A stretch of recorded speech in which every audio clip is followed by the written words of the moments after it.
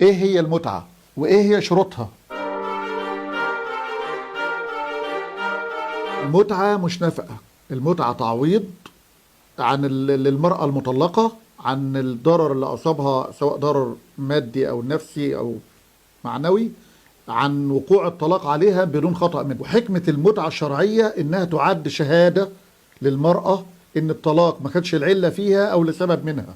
عشان كده شرعت المتعة لرفع الإساءة عن المرأة في هذه الحالة. كمان ربنا شرع المتعة عشان ينقذ الست من الزوج المستبد اللي ممكن يسيء استخدام حقه في الطلاق، إن ممكن يطلق بإرادة منفردة، يفتري على الواحدة، يطلقها بطلاق غيابي بدون ما يبقى فيه أي أسباب أو أعذار له، أو إن المرأة ارتكبت أي خطأ تستحق مقابله إنها تطلق. طب إيه هي شروط استحقاق المرأة للمتعة؟